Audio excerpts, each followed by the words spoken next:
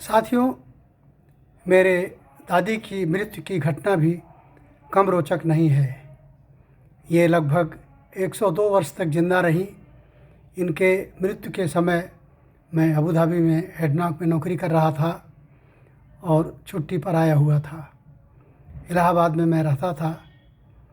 घर से मेरी माताजी ने मुझे फ़ोन करके बताया कि मेरी ये दादी जो कि बिस्तर पे पड़ी हैं, ये मुझे बुला रही हैं, मुझसे मिलना चाहती हैं। उस दिन मैं मेरे बेटे डॉक्टर आशीष के एमसीआई में रजिस्ट्रेशन के लिए दिल्ली निकलने वाला था। मेरी पत्नी ने जब कहा कि मेरी दादी मुझसे मिलना चाहती हैं, तो मैंने हंस के उनकी बात को टाल दिया और कहा मैं अभी दिल्ली जाऊंगा। दिल्ली से काम होने के बाद वहीं से मैं अबू धाबी चला जाऊंगा। अगली बार जब छुट्टी में आऊँगा उस समय चलकर दादी से मुलाकात करूँगा। क्या दादी अभी जाने के लिए तैयार हैं? ऐसा कहकर मैंने बात को टाल दिया था। उसके बाद मैं प्रयागराज एक्सप्रेस से, मुझे अच्छी तरह से याद है, मेरा रिजर्वेशन था। मैं दिल्ली के लिए प्रस्थान किया। उसी ट्रेन में मुरली मनोहर जोशी, जो कि बहुत बड़े नेता थे, उनका भी रिजर्वेशन था। वो भी उसी ट्रेन में बैठे हुए थे।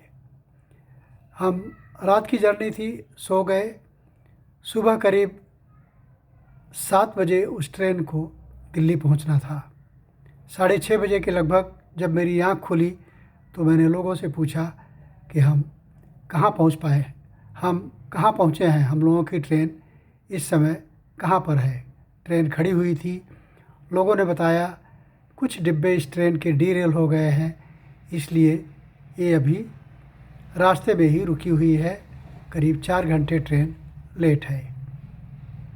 ट्रेन 4 घंटे के बजाय 6-7 घंटे लेट हो गई और मैं दिल्ली करीब 2 बजे पहुंचा।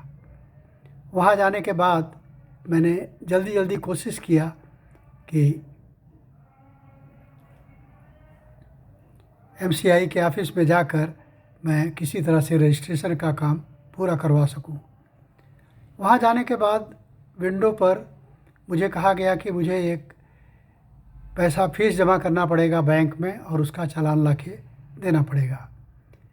जल्दी से मैंने जाकर के फ़ीस जमा किया, चालान ला कर के विंडो पे दिया और वहाँ पर जो बाबू थे उन्होंने मुझे एश्योर किया कि आप जाइए और रजिस्ट्रेशन हो जाएगा।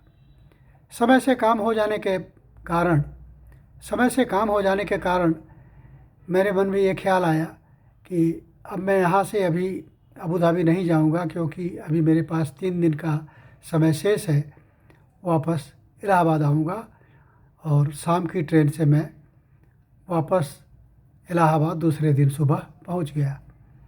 यहाँ आने के बाद मैंने मेरी पत्नी से कहा कि दादी ने मुझे बुलाया था मिलने के लिए, चलो दादी से मिलाते हैं। हम प्रयागराज से, हमारा गांव करीब 60-65 किलोमीटर दूर है। गाड़ी लेके हम चले गए। वहाँ जाने के बाद रास्ते में जो छोटा सा होम टाउन है, ज्ञानपुर है, वहाँ से हमने वहाँ की ख़ास मशहूर मिठाई, जिसे हम लोग कच्ची बर्फ़ी कहते हैं, 1 किलो वो कच्ची बर्फ़ी ख़रीदी। मुझे पता था कि हमारी दादी को ये मिठाई बहुत ही प्रिय है। घर पहुंचने के बाद मुझे पता लगा कि दादी 2 दिन से खाना नहीं खाई हैं और वो किसी को पहचान भी नहीं रही हैं। मैं जब पहुंचा उनके पास तो मैंने दादी दादी आवाज़ लगाई। दादी ने कुछ जवाब नहीं दिया। मुझे कुछ भय सा लगा। मैंने दादी का हाथ पकड़ा और फिर दादी की आवाज़ लगाई। दादी ने जैसे मेरे इस क्षण का इंतज़ार कर रही हों, उन्होंने तुरंत आंखें खोली और मुझसे कहा, आ गए, बहुत देर लगाए। मैंने कहा, दादी आप कुछ खाओगी? उन्होंने कहा, क्या लाए हो? हमने कहा, खाइए देखिए। उन्होंने मेरे हाथ से 2 बर्फ़ी खाई। जो कि कुछ भी नहीं खा रही थी, लेकिन 2 बर्फ़ी उन्होंने खा लिया। उसके बाद वो बोली कि अब बस, अब और नहीं। मैंने भी ज़्यादा उन्हें नहीं खिलाया और उनका हाथ ऐसे अपने हाथ में लिए बैठा रहा। मेरी दादी के उस समय कुछ शब्द मुझे आज तक भूलते नहीं हैं। ऐसे लगे कि जैसे मेरी दादी नहीं बोल रही हैं, कोई और बोल रहा है। उनके शब्द थे, कितनी देर लगा दी, मुझे जाना था। मैंने कहा, दादी कहाँ जाना था? लेकिन उन्होंने कुछ जवाब नहीं दिया। करीब 15 मिनट तक मैं वहाँ बैठा रहा। उसके बाद मैं वहाँ से उठकर अपने माँ के पास चला आया। हाथ मुँह धोने लगा, कुछ पानी वानी पीने की बात शुरू हो रही थी। तब तक मेरी एक वहाँ पर सिस्टर थी, कजिन थी। उसने मुझे बुलाया कि दादी की हालत ख़राब हो रही है। हम लोग वहाँ भाग के गए। मैंने जाकर फिर दादी का हाथ अपने हाथ में पकड़ लिया और दादी के मुंह में थोड़ा सा हमने गंगा जल डाला। गंगा जल डालने के तुरंत बाद दादी इस शरीर को छोड़कर चली गई। मुझे आज तक नहीं भूलता कि क्या वाकई में मेरी दादी मुझसे मिलने के लिए इंतज़ार कर रही थी।